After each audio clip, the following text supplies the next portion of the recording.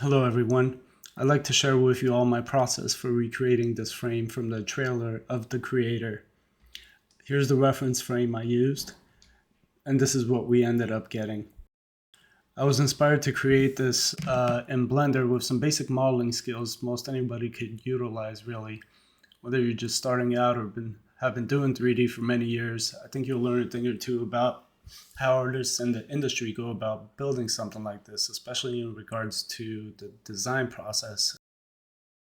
Coming from a background of being an artist at some of the coolest studios in the world, such as Blur Studio, Industrial Light and Magic, I'll be sharing with you all more or less the same techniques which have helped me, thrive in this competitive world of visual effects.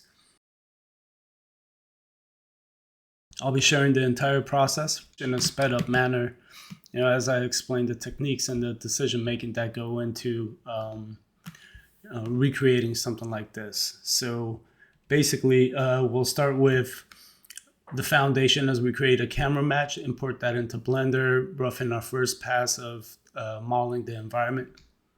Move on to, defining more shapes for these structures. Again, with simple modeling techniques, really. We'll wrap it up with the modeling process and do a thorough pass at detailing everything out.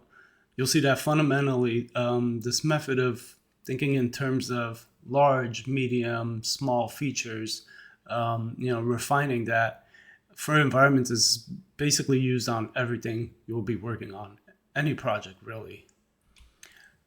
We'll move on to texturing with a semi-complex shader of stuff like ambient occlusions and noises and whatnot to create just very few concrete shaders, metals, and just use that throughout. You don't have to create it all the time, like reinvent the wheel.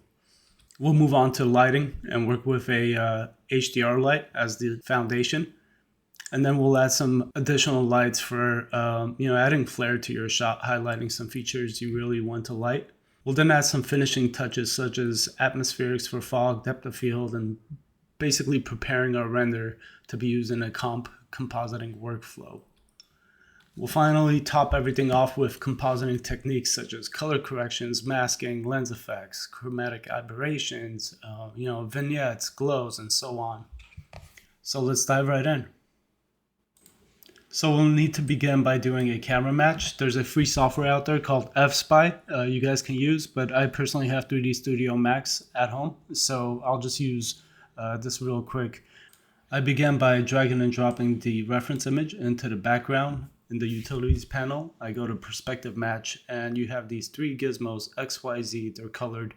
One is for your Z axis, one is for your Y, one is for your X axis. And you can see it's pretty simple to just make sure you line this stuff up to some of your reference shapes. And you can take a look at the grid. It already does a fantastic job of matching the perspective. It'll match the position, rotation, lens info.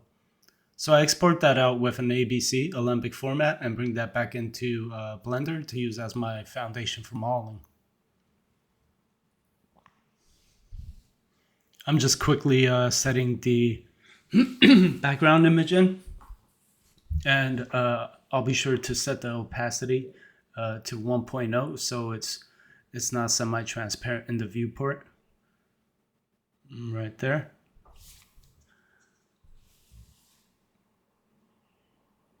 So just simply doing some cube modeling, box modeling so far. Set up the roads, the ground for this building, BLDG8 is what I'll be calling it. I'll duplicate that geo and use it as a source for my second object, which will be the side trim piece. Here I'm setting up a preparation for a Boolean operation with a cylinder.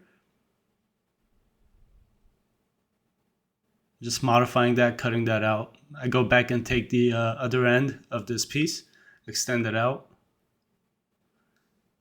and I close out that edge loop. And now I could insert a cut and delete half of it so I could mirror it. Not before I drag this all the way down, straighten it out, zero out the ground, make a cut back here, extrude in, delete any unnecessary faces. And I don't like the rounding I'm getting here, so I switched the normals, auto smooth, to 5 degrees.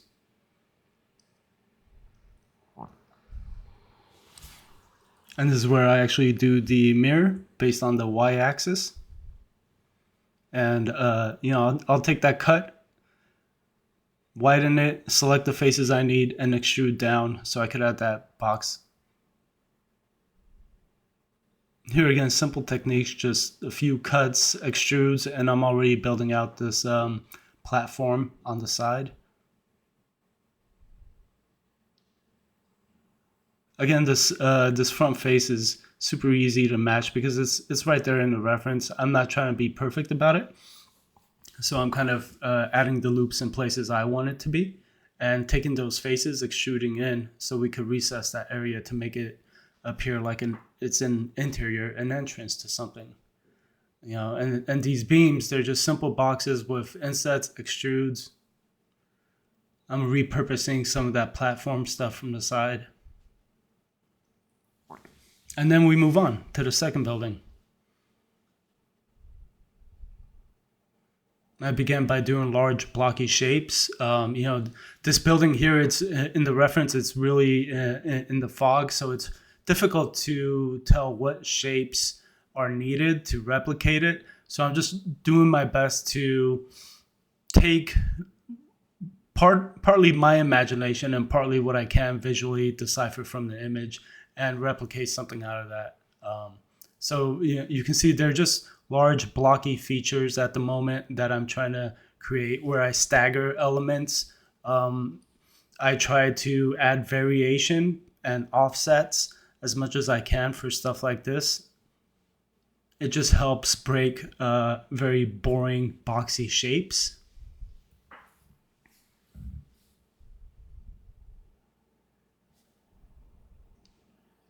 So I'm just carving out more stuff here.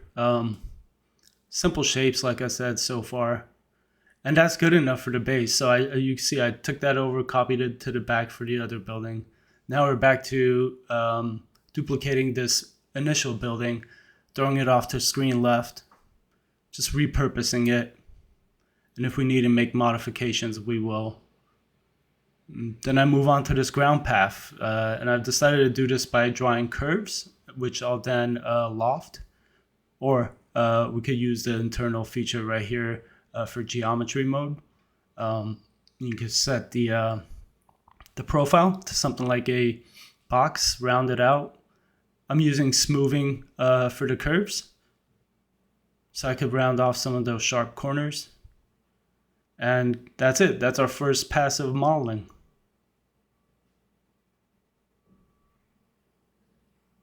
So then we start to dive into detailing. I would say this is the medium phase, the medium process of modeling. We just went through the large stage. This is the medium stage. So again, I'm just taking cues from the reference image, but I'm not trying to be 100% accurate in terms of matching it. And really, it's just insert edge loops, slide them down. I'm selecting these holes I'm about to punch out. So I'll extrude those in. But by doing a recess, I kind of want this inset at the moment. Then I'll take these guys and extrude them. Slide them back, straighten them out. I'll take these faces and I create a trim out of them by extruding out. Not too far out, just enough to where we can pick up some nice highlights. And I decide to close off that particular area so it's not a boring, repetitive pattern. It's nice to break up repetitiveness wherever you can, any way you can, unless you absolutely need it. I like to add variation, whether it's small or in large ways. So here I'm just setting up some faces to extrude inward again.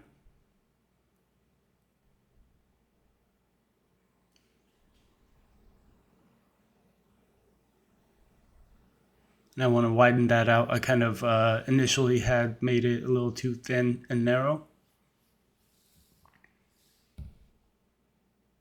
And I need to close off these bottom faces here. So I'm just selecting these edges and bridging them. I'll then fill these borders, these edge loops, and then select the diagonal edge and backface, remove them.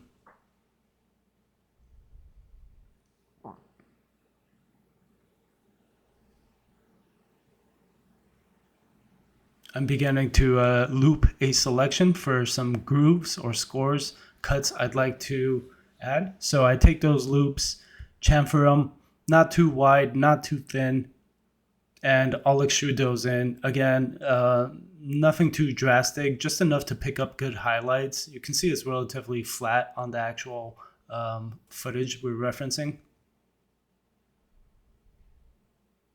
And you're not really going to get a feel for it until you throw a bevel on top.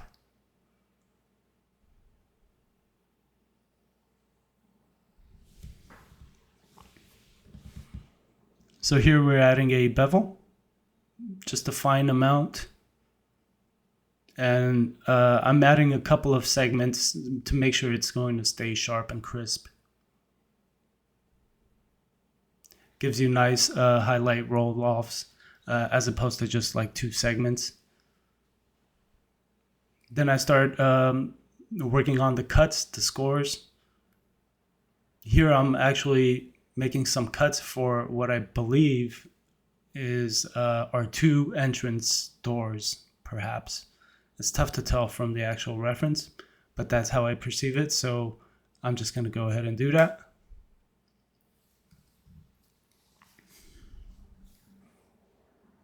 Then I want to take this platform and create a railing around it, but it's so far out in the distance, we don't have to be perfect about it. Just something that resembles a railing is good enough. So this is a super lazy way of me going about it, where I'll take this edge loop, extrude up vertically, and take the corresponding faces, invert that, and delete it. So I just have this extruded plane right here.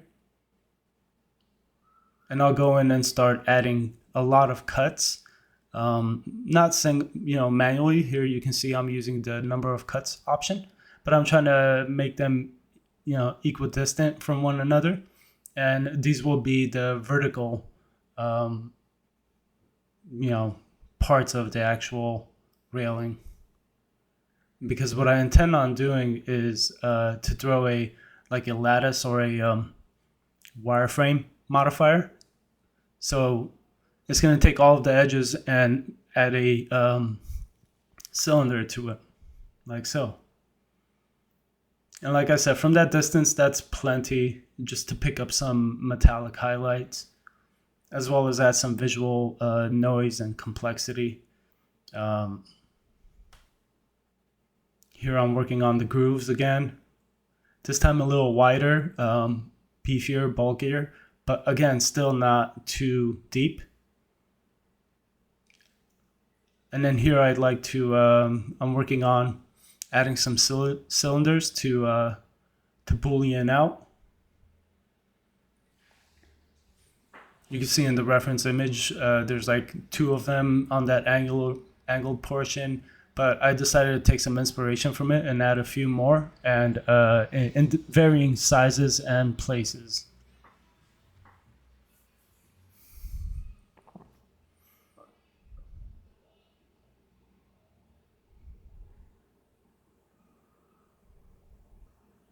I like the variety I'm getting out of it this way, rather than keeping both sides of that having the same amount and same exact placement of cylinders. Doing another cutout over here, just another groove.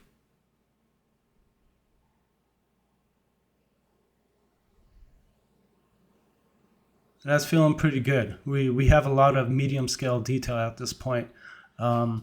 So there's one more to add, we're going to draw these boxes and then Boolean, punch out some holes again. Obviously, you could do that with an edge loop, similar to the larger pieces what we did. But for some reason, in this case, I decided to do it with a Boolean. Probably because I wasn't sure if I was going to keep it, so I thought I'd keep it procedural for the time being. And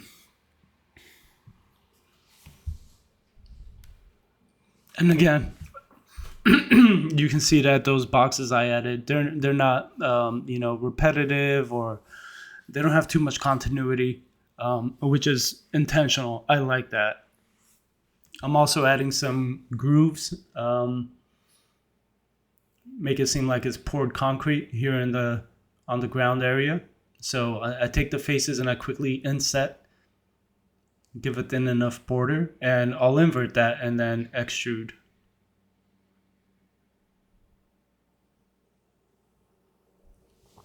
Again, adding some bevel, and I have to make sure to adjust that smoothing group.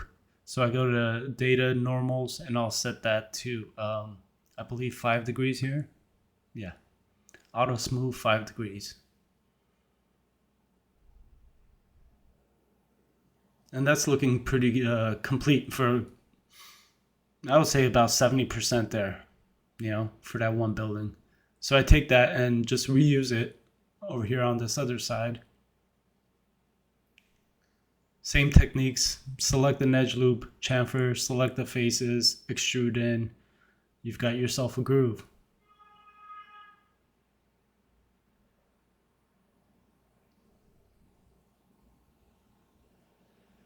So that wrapped that building up.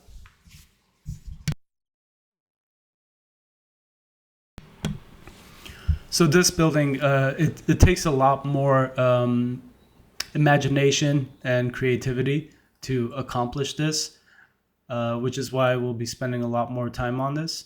I'm trying to, due to its massive scale, I'm trying to break it down slowly, and refine the shapes as we go. So I'm not trying to work on very tiny details at the moment. I'm trying to block out large shapes like, hey, this could be an extrusion of a room. This could be an interior portion. This could be a window box. Structurally, I'm not sure if it all makes sense, but visually, I'm doing my best to match the plate and take cues from it. So I start with, like I said, a large blocky area, and I try to refine it down a few. Then I go into that, and then I try to refine it again and again, just adding more grooves in here, but trying to make sure it's not a boring. It's not repetitive. B, it's not a boring boxy shape. So a lot of extruding inwards and stuff like that, with the intention of ultimately going back once I have a clearer understanding of what to do, ultimately going back and adding a lot of fine scale detail, which will help solidify or justify why I created this box in the first place. Stuff like pipes and whatnot.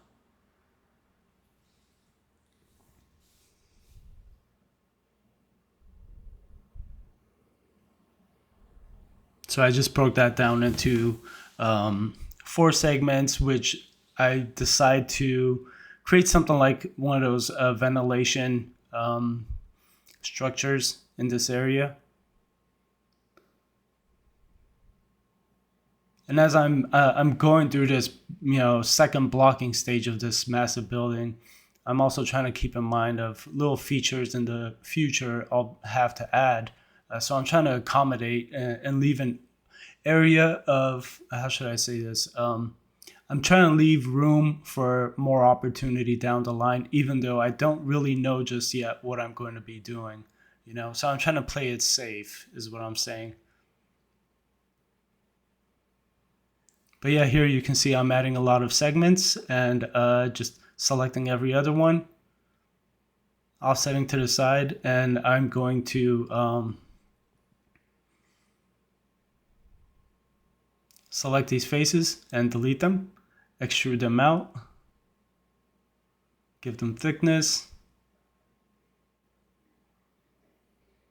add a bevel, and they seem to be way too large. They're actually hurting the scale. So I end up going back in and scaling them down vertically. And I decide to repurpose it and use it 3 or 4 more times to have more of these, which helps refine the scale better.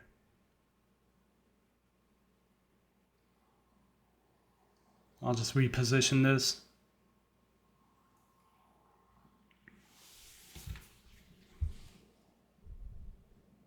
Again, going with this large block, trying to think of what I can do. So I start adding some grooves, which I believe I saw in the reference.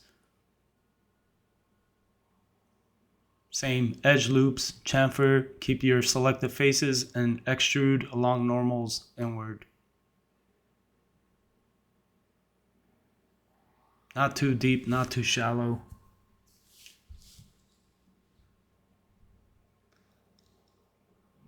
I wasn't exactly sure where I was headed with this little piece, but I just start blocking something out. Excuse me. And I'll like orbit it around and try to create some idea out of thin air as I look at it. I'll move around and I'll be, okay, I should maybe extrude this out left. I should extrude this out forward, inset. It kind of comes on the fly, really. This was another big bulky area I wasn't entirely sure what to do with, and I'm trying to do my best to not reuse bulky shapes. I'm trying to keep those very unique.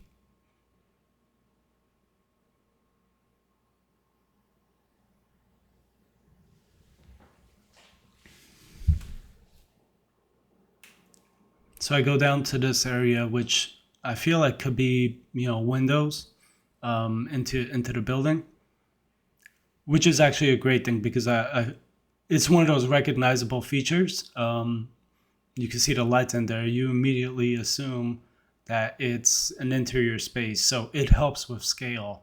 It could be, I don't know, 10 to 20 feet, but it really keeps you grounded. Little cues like that. And there's a lot of kind of like gray area in this reference image, like I said. So I'm just trying to pick out the larger blocks, and then the rest, I'm just leaving it to the imagination.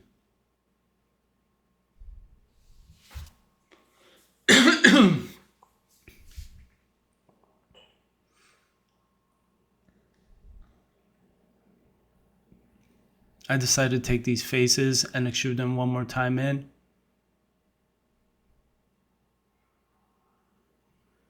Break up that evenness. I could have left it as is, but I take it another level and then decide to pull these out further back.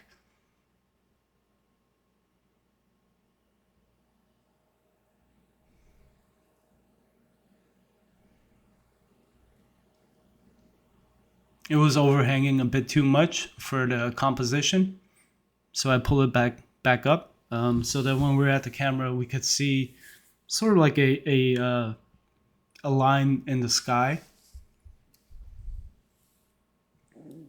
It also helps separate that building from the background building.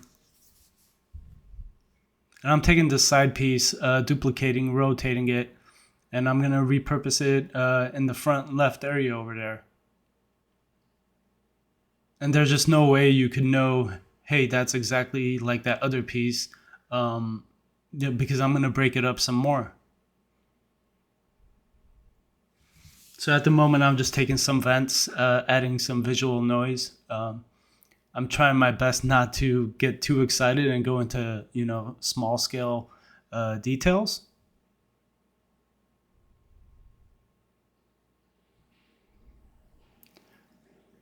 This top area, it's one big old block. I have no idea what to do there just yet. So I just kind of freestyle this, hoping that ideas will come to me as I go.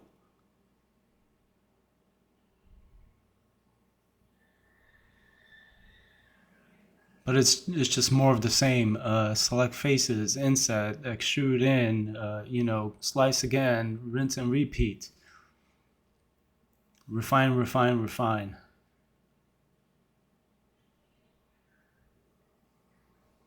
I believe I parked that building there, and I'm just trying to block out, do a second pass at this very background building here. And this one is all in silhouette. It's all fogged up. So I could really just, all I'm really concerned with is the silhouette, really. Just have something interesting. I don't want it to be symmetrical, if I were to create it. And I love what they've done here. It's very asymmetrical.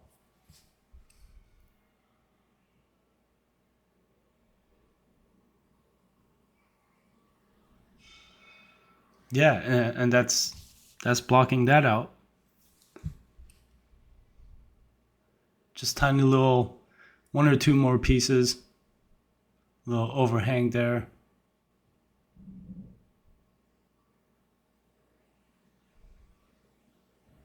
You could literally just draw a curve, extrude that face, put it on a card, and throw it back there. You'd probably achieve the same thing.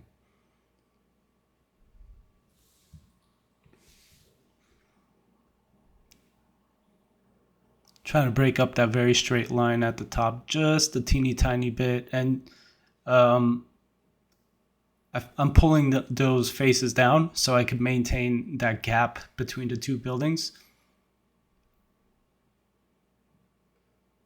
It'll definitely make it pop from the background, and you'll get more separation and the feeling of depth this way. Whereas if there's an overlap between those two buildings, you're not going to sense that depth as much, that sense of scale. And here I'm just adding some terrain. Really, you can see I'm adding just cards, but the best thing about what I'm doing with these simple pieces is it's going to help when it comes time to adding atmospherics and fog. It's going to help stagger contrast, and that is going to provide a visual cue for distance. So it's going to just add even more to the sense of massiveness of the scale.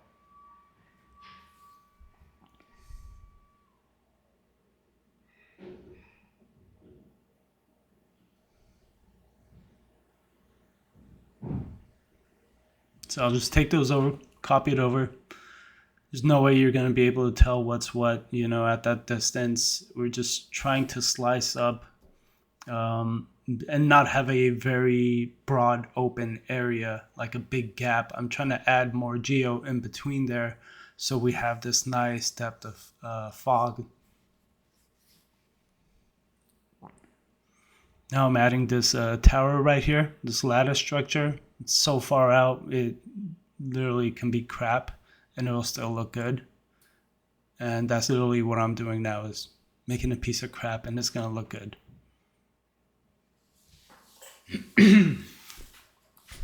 I'm just adding some variation. I don't want straight, perfect edges, especially on something that's gonna provide contrast against a bright background. Again, I'm just using that wireframe modifier, creating a lattice, copy paste, scaling down, rotating it.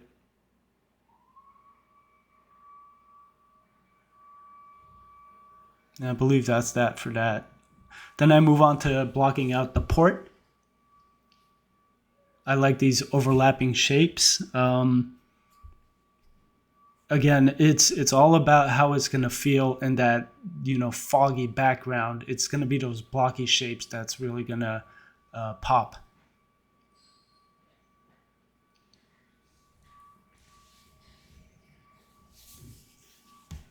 And I don't want just a super simple block over there, so I add some loops and I'm adding some extrusions here and there.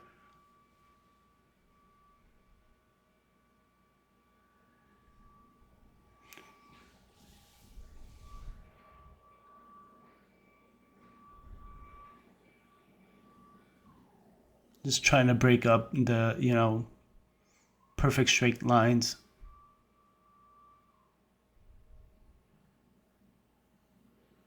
Again, this is another form of, I'm just freestyling this as I go, and then I'll go back, change my mind, refine it.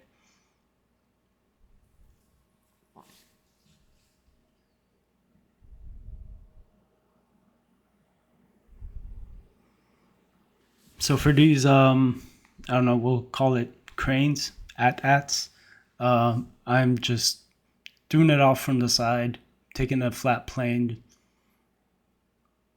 just providing a bit more, structure to it.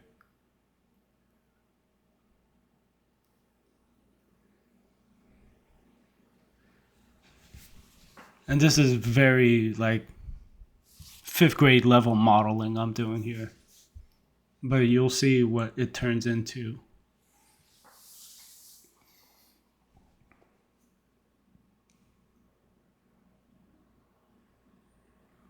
Just adding some cuts, chamfering, extruding.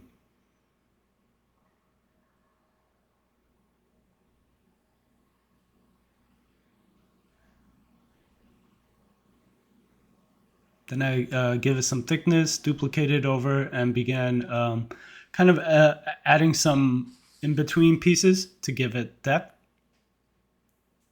We may or may not need it, but it doesn't take too long, so I figured I'd go for it. I mean, they're just simple boxes anyway.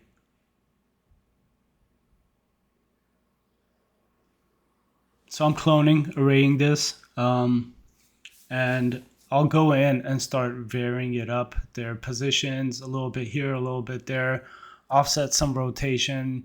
Nothing super extreme like a 40-degree rotation, but just a little bit to break up straight lines wherever I can.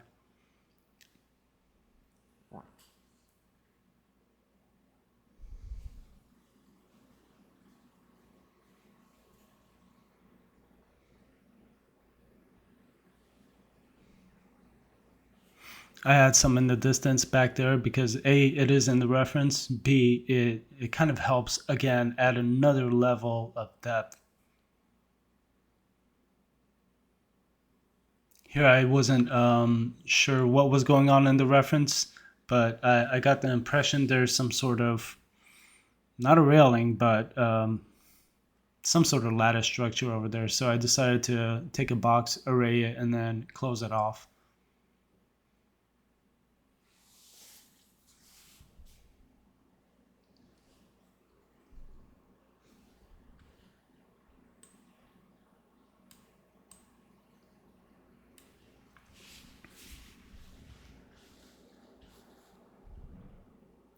This array modifier is great, by the way.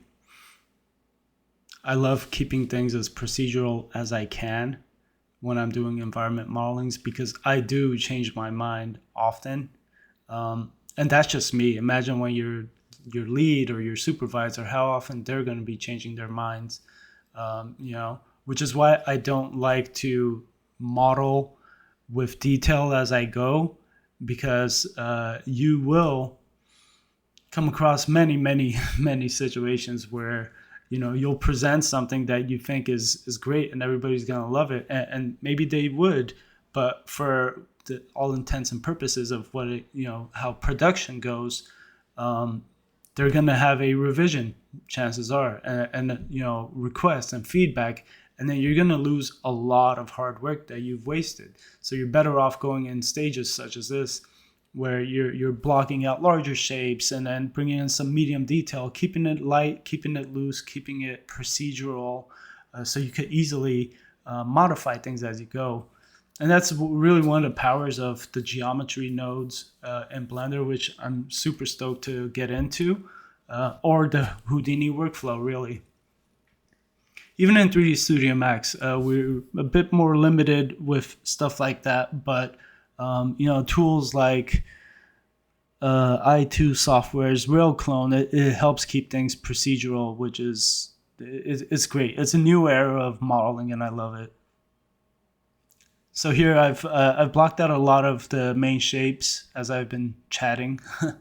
I kind of got lost, but I have no idea really what's going on in this corner. I'm just trying to take cues and inspiration from the silhouette, from the reference, with the intention of going back and refining it.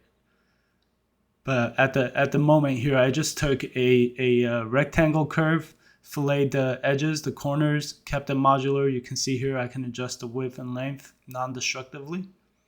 And I'm just kind of staggering, layering some variety of pieces here.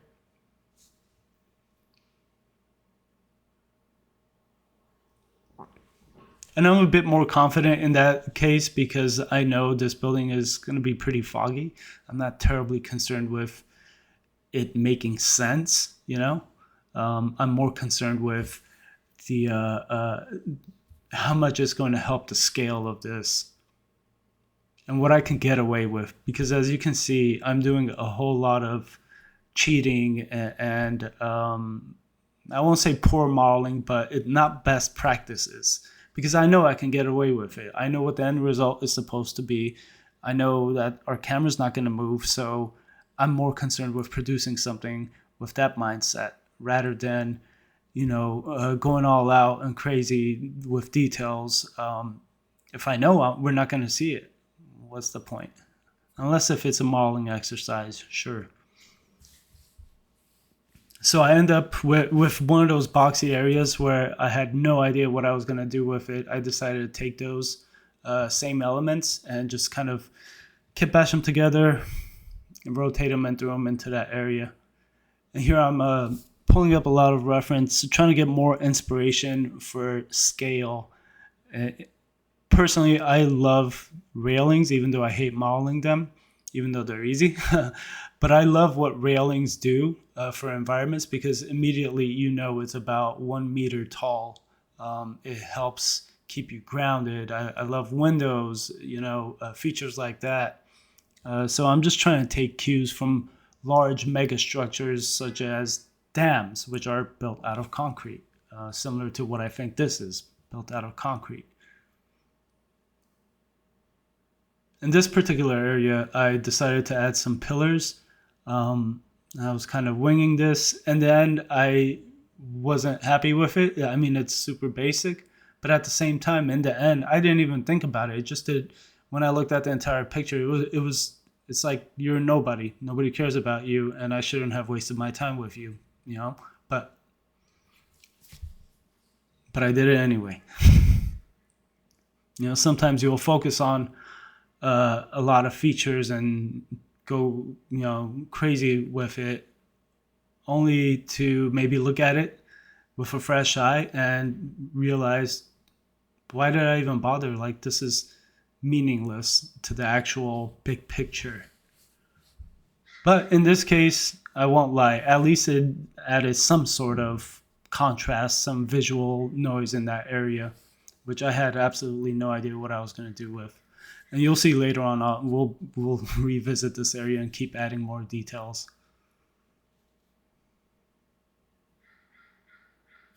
Like now, I at this point I got a little tired of using my brain and coming up with new features. So I start repurposing whatever I can from the environment. And I decided to take these beams.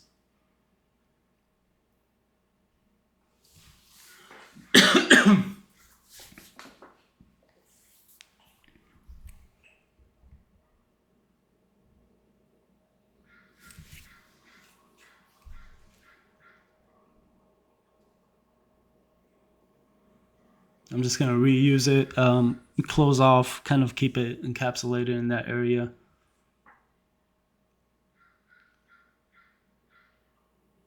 Obviously, this would have been great. I could have gone back to these beams and punched out holes, done some Boolean operations to add even another level of detail. But this is pretty sufficient, you'll see.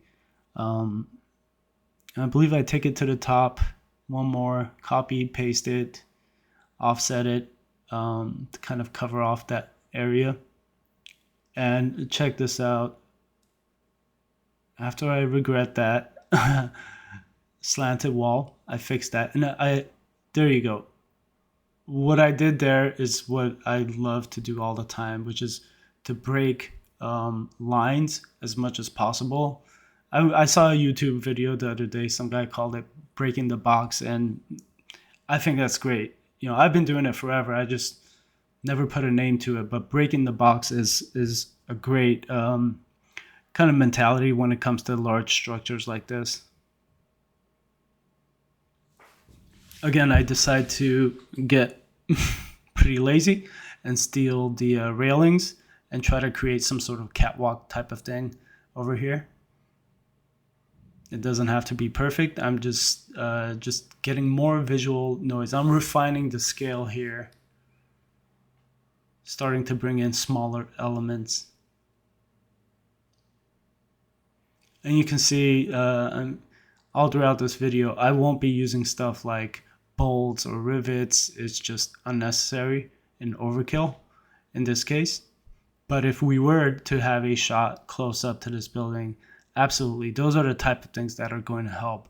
So, as well as on these hard edges, these large concrete pieces and stuff like that, you're going to want to go in and sculpt and chip edges, perhaps do it procedurally with curvature maps and negative bump or displacement values.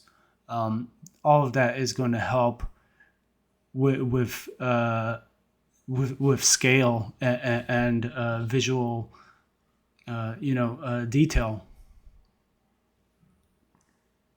especially with blocky stuff like this. I mean, simple geometric shapes, you need to find ways to refine them.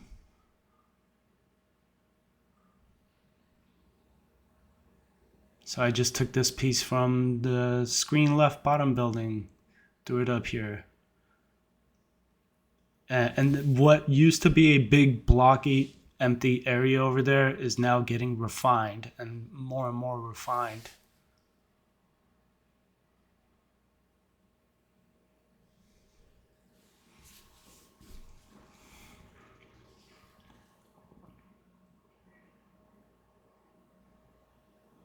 Just reusing, repurposing. I mean, it's a great time saver. B, it keeps continuity throughout the scene.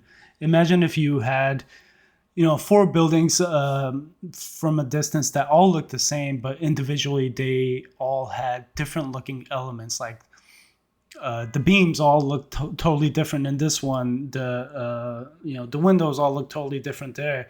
It kind of breaks your mind, really breaks your brain to see that much variety on that level. So I actually like reusing stuff from my foreground, my background, in different parts of my environment to kind of naturally make you feel like this is all part of the same environment. It's not so much as a visual thing as it is just like a perception, like your immediate read from an image. If you start seeing things in this corner and you see it in that corner or that distance, and you feel the cohesiveness, it's just going to make it a bit more, it's going to stand out less. And that's what you want to do in cases like this. You don't want elements to stand out too much. You just want it to feel natural, organic, and real.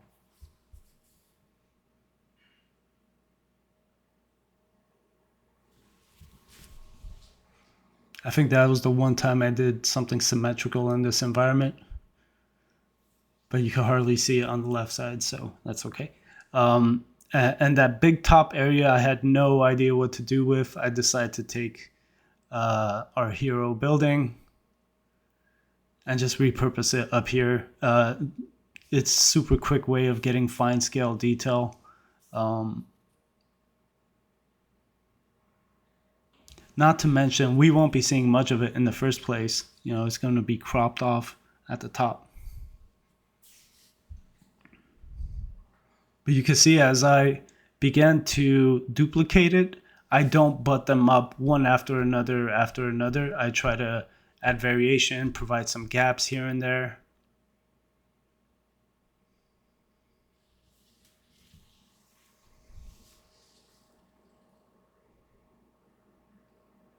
And it's looking pretty good. When I pull out, it looked pretty great. So now on to the pipes, cables, ropes, whatever you want to call it. Like, this is a great, fantastic way of adding detail but you'll see I start big, then go small. And the biggest pipe I see there is this angular piece right here we see in the plate. So I just create a line, and I use fillet for the edges, fillet, whatever. And I round off those edges. And make sure I have enough segments in between, because I'll be reusing them for things like braces and attachments and whatnot. So I begin by doing an edge loop and then an edge ring, and I deselect the faces, the edges I don't want. Oh, not yet. Actually, I took all of those here. That comes later. I took all of these here and just, as a copied object, extrude them outward. So this is some sort of attachment feature, which helps add more scale, more breakup. We could apply a different type of material to it, which will add more visual detail.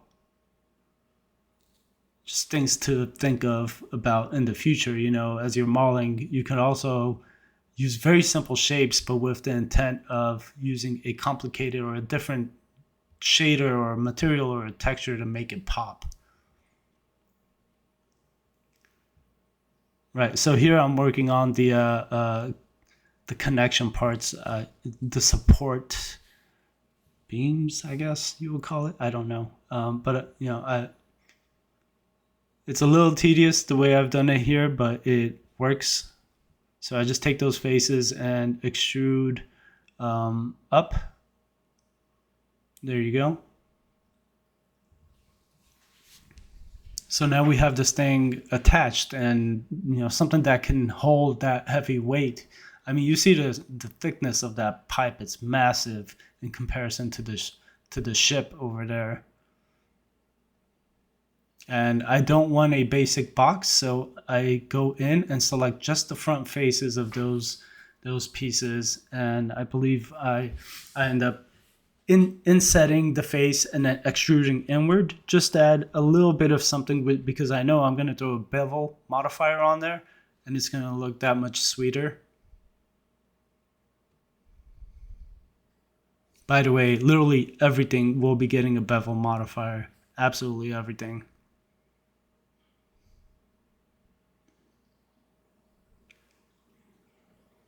Yeah, so I take that same piece and add another one, which I get the impression that is what's going on in the reference. Maybe it isn't, but I like what it's doing. That right there. And I'm trying to frame it in a way where it doesn't feel like, hey, this guy just copy and pasted it right here. B, I don't want it to disturb or kind of take too much attention from all the other stuff going on. I don't want it to stand out or pop out. So that's why I ended up putting it there. Then I go in, and then there's this free add-on called GeoCables. Super easy, like literally 2 clicks and then a couple of sliders. I'm just trying to add more small, fine scale detail with this. And you can see how easy it is. You've got your twists, your subcount, radius, direction, hang, drip. It's actually really, really fun to play with. So I take that and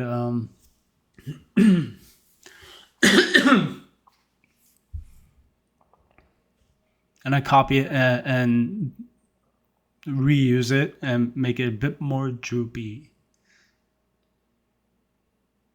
So in an area where I just wasn't feeling good about what I had with those basic pipes, adding this sort of clutter and refinement and scale, I felt really good after that. So I decided to stick with this cable approach and just add it around a few more features like this pipe right here.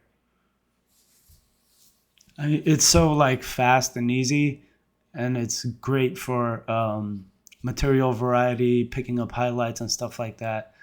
It's hard to not do it, And it even comes with these they're connectors. It comes with like 4 or 5 different shapes you could use, and they actually come with materials pre-applied, which is awesome.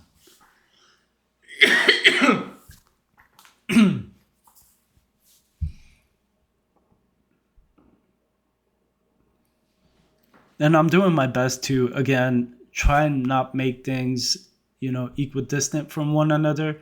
I'm trying to add variety, different spacings in different areas. And here, this spiral thing was like the icing on the cake, because even though whatever it makes sense or not, I don't care. It looks great from a distance, which is what we care about in this shot. So I go off and do the same thing here. Why not?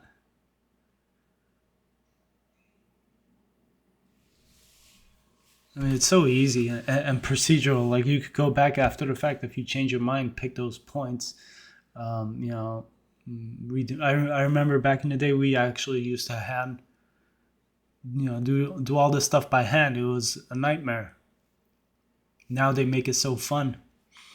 But yeah, we move on from that building, and I decide to deck out this hero building with a similar technique of doing large pipes and adding details that way.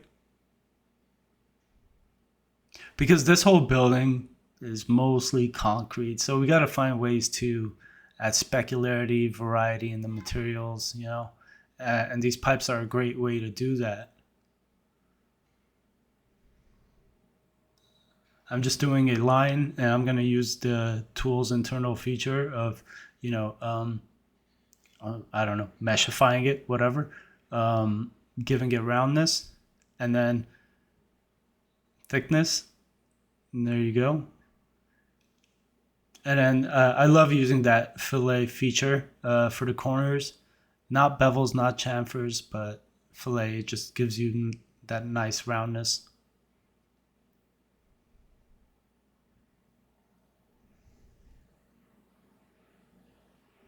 So same thing here. I'm copying the object and reusing those segments, the edge loops and rings, to create stuff like braces and connectors in a very easy way, quick and fast. The only annoying part is what I'm doing right here, where you have to manually, if you want to decide to do it like I did, manually you have to pick out which ones you want to keep and which ones you don't. I wasn't going for a very generated look, so I kept the spacing different at different areas, which is why there are like fewer ones on the bottom versus the top.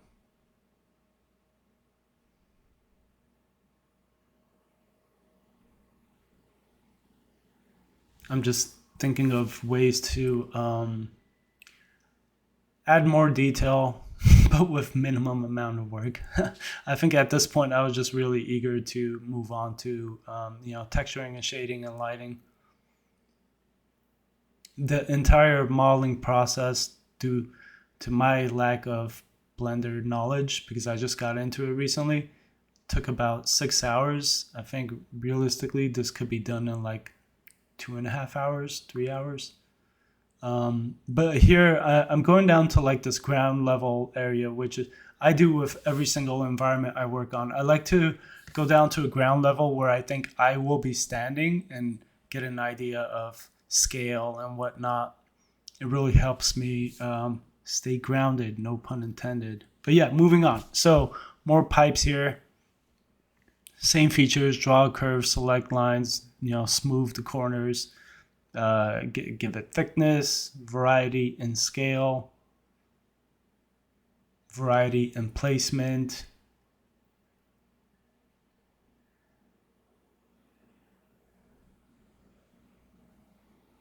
Just variety is the spice of CG. What can I say? I regret saying that. That was very punny. Okay.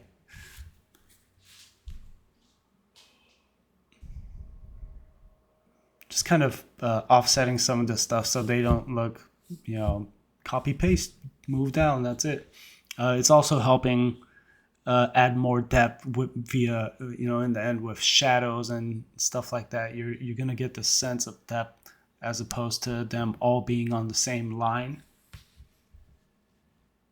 Because really, I have no idea what's supposed to be back there. I'm sure there's actually an interior space, but that is not a can of worms I wanted to open. So, all the stuff I'm doing in this area is with the hope that once we go into lighting, we're just not going to see too far into it, And again, with changing my mind, I move things around here a lot. But it's for the good of mankind. It's for the best. So I throw it up there. I'm like, yeah, sweet. And ultimately, I'm like, yeah, no, I should probably delete it. Yeah. That would be too easy. Just going back and trying to get some inspiration from some of this stuff here. And I decide to be ultra lazy, take that whole thing and jam it in there, which ends up looking nice. And you won't see the repetitiveness. I make sure of that.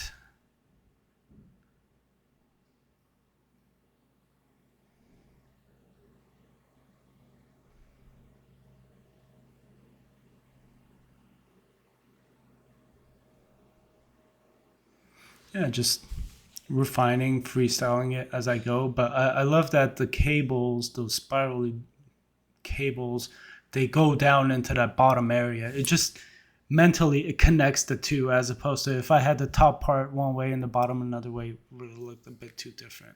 But yeah, we move on to the props. Yay, we're done with the blocking of buildings and actually modeling everything. I got all of these for free online, Turbo Squid and whatnot. I got 2 buses, 1 van, 2 or 3 ships. I just made sure their geo was clean and applied some, the materials I came with. And if it didn't, I applied some basic materials. Like I just repurposed it for what I need. Again, I mean, the whole process was like maybe 1 hour's worth of work, just digging it up, finding it, importing it, and, connecting things. And you get so much detail and scale and depth out of little props like that. I'm an advocate for adding props as much as you can. If I had the time for it, I would have added like debris and trash elements and corners and stuff like that. But that's not what this shot is about. So we're just not going to do that. But we move on to adding a basic clay shader, just using the viewport HDR at the moment. And I start kind of sculpting in the crappiest way possible. This dirt road that's supposed to be here is literally my first time opening that sculpting tab in Blender.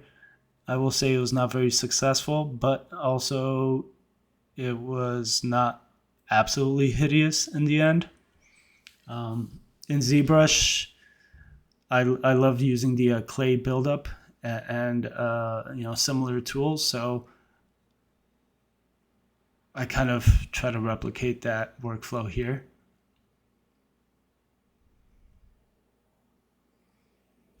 And I'm doing this with the keeping in mind that I'm going to add a displacement map or a normal map to break it up even more. So it doesn't have to be perfect, especially considering it's going to be dark and then the shadowy side of things.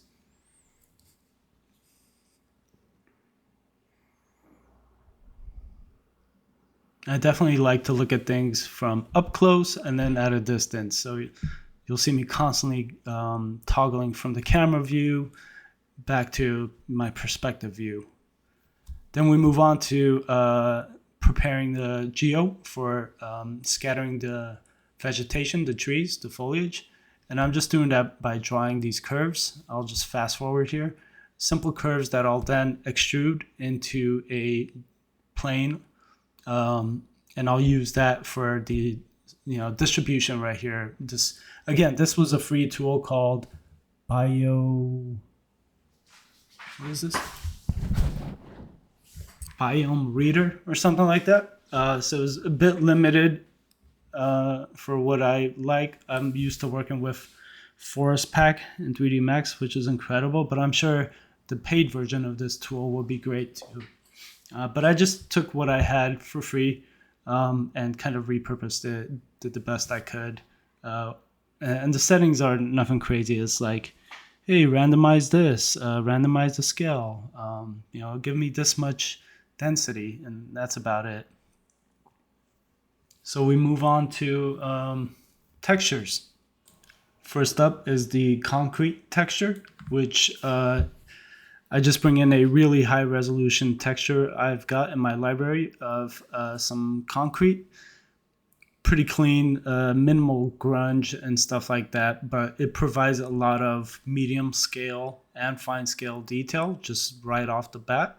So I switched that over to a blend box method because I'm not in the mood to do any unwrapping with UVs. So I'm just going to do the triplanar method. I've scaled it down from 1.0 down to 0.7, and I start adding a ambient occlusion node driven by a color ramp, so I could give it a bit more punch in the darks, and I'll be using that to mask into another texture.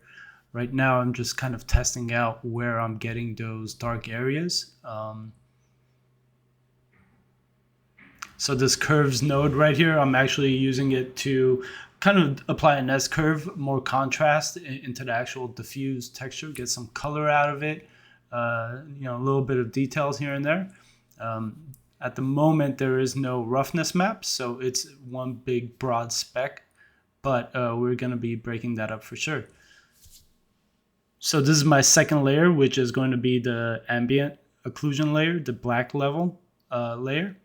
So I'm doing a mix shader of the actual textured concrete and this black texture, which will be driven by the ambient occlusion map. I believe I make that connection now.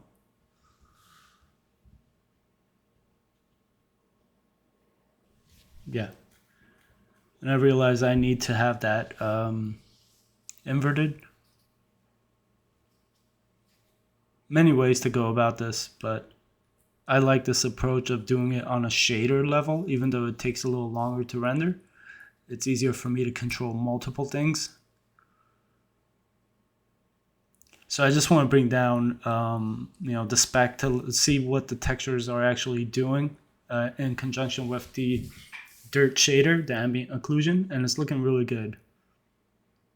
You'll see me toggle between like a lit version and a default color version like this. It's just easier for me to troubleshoot and understand what I'm doing. It's a lot simpler this way, and my brain just operates this way, I guess. So I like to do things one by one and then review them all together later. So here I take that diffuse texture and desaturate it because I know this is a black and white thing, your roughness map. So visually, I want to see that. I want to see where my black areas are going to be a value of 0, therefore pure glossy. White areas are going to be a value of 1, therefore very rough and no spec. Visually seeing that is a big help for me. So I take that same map and I repurpose it again for a bump map this time. And at the moment, things are inverted. So I'll throw an invert node, make sure that those dark lines are, going inwards. Even though, yes, if you have grunge maps building up, they're going to build up and go positive, not down. But in this case, because it's all together, it's better to have them going negatively. So here I began to adjust the roughness map with that color ramp just to make sure it's not too reflective, too shiny, or too flat. And I love having a kind of like an angle I pick to work off of where there's backlight. And it feels great. Like there's a good amount of breakup there. A lot of detail, on a very basic shape. Let's not forget, there's just a couple of holes of boxes in there, and that's it. So I take the same shader setup I had, I copied and pasted that, and I reuse it, but with a different texture map. This time it's a black and white map. It could be colored, it could be anything, but I decided to go with this one. I like the ratio of dirt versus empty area. So I want to make sure to use that as my driver for my mix shader. And I don't want to remove too much of my base shader. I want to have this like 70 to 30% balance, 70% of my base shader and 30% of this grunge layer. I definitely don't like seeing things 50-50. But yeah, so from here I'm just selecting the objects I want that concrete shader on, and applying that. There's this add-on, I forget what it's called, let me see, Material Utilities, free again. I just hit Shift Q and it lets me select all the objects, right click and assign material to selected. Rather than, I guess it's the same as Control L and linking, but this is just easier for me. So yeah, we have a good amount of spec, good amount of diffusion in the shader and textures. And at some point, I believe I take that entire concrete setup and do one more variation of it. But it's all the same, just tiny little variations are great. I believe I take that whole setup now and move on to doing metals. So I selected all the metal stuff and not there yet, but we will soon. Oh, I'm still, yeah. There we go. Doing it now. Metal. Same exact thing, except all I did was change the diffuse textures because everything was already hooked up, with all the hard work, legwork we did on the concrete shader at the beginning. I'm just sliding around one or two roughness values and metallic values, making it a bit more metallic in some areas. And that's it really. Like we have three shaders for this entire thing, 2 concretes and 1 metal. We move on to the water with a very basic bump map. Just trying to get the scale. That's pretty important for something like this. If you have a very large bumpy map for water on a large scale like this, you're not going to do yourself any favors like that. So it's better off to have a lot of fine waviness to it, but a lower intensity, so it doesn't, the water doesn't raise too much on the waves.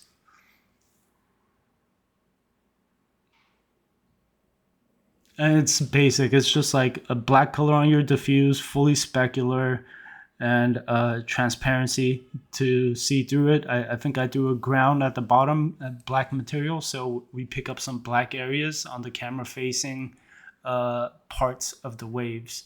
But yeah, so I'm testing out some HDRs now, slowly diving into lighting. There's like this transitional area where I do some lighting in some places and then develop it later. This is sort of that gray area where you can say it's lookdev lighting and finishing up modeling and textures, but I really like that highlight I got from that area where we hit that wall. But I really liked also the HDR where we have it now. So I decided to kind of work it in a way where the two are kind of in the same world, and I don't want this to be super bright because it will stand out too much. Yes, on the plate, the reference, it's an overcast day. Technically, it could be from anywhere. Nobody knows, which is actually a cool thing. But in my case, I wanted that that sky to come from the screen left, but I still wanted to retain some features from this hero building. So I'm just like kissing in some of the specularity with that light. And here you can see I added 2 more lights, just very, subtle intensity to help shape some of the stuff that we worked so hard on. We move on to adding the box for the volumetric gizmo apparatus, whatever you want to call it, the fog. I set that to bounding box so it doesn't get that in the way of our scene, but I apply a volume shader, a principal volume to the volume area of that shader there. Immediately reduce the density by a lot, and we're starting to take some shape in terms of depth. And this process of volumetrics could go on for hours and hours back and forthing, really, which is why I prefer to do it in post and comp. But I thought I'd do it here in Blender instead. So I'm adding a bit of, let's see, emission. So like atmosphere will, all that dust, particles in air, billions and trillions and gazillions of them will pile up, and they won't illuminate themselves, but they'll scatter. I don't know. I can't say it. I'm not a scientist or anything, but emission helps. And something that was really important I may have skipped over was the anisotropic value. I drive that almost all the way up so that it's not a linear fall off. It kind of pushes the intensity closer to the light. It's kind of like a ramp, which helps a lot. But yeah, so we've got our vegetation and all that stuff here. It's all coming together. I added a blocker above the camera. For the water, I didn't like how bright it was in that area, so that's what that dark patch was on the lower left corner. Here I'm just adding a little bit of depth of field, and we're on to rendering, where I readjust the camera crop to match the reference, and then we'll switch the file format from PNG to OpenEXR layers at 16-bit float, half float. Oh, by the way, the HDR needs to be in world, so you have to manually plug that in, which is what you saw in the shading network there. But yeah, I'm doing some test renders here and then submitting to the farm. Then we'll move on to comp. Okay, so this is what I got when I brought it into Nuke, and I'm using Asus Color Space. And this is what I comped it to. I will pull up the reference. Obviously, that's a super cool image, but I thought, since I'm in control, I could do a thing or two differently. So I thought I'd go with this vibe, before, after. Let me do this workspace, smaller view. I'll just quickly run through what I did. Unfortunately, I couldn't in time figure out how to get like all the mats I was looking for, crypto mats and stuff like that. Even, I don't know, I couldn't get it to work, even though it came through. So all I really cared about was having a bit of control over the environment, the background. So I broke that out from the main pass by doing a from. So basically you're like subtracting A from B.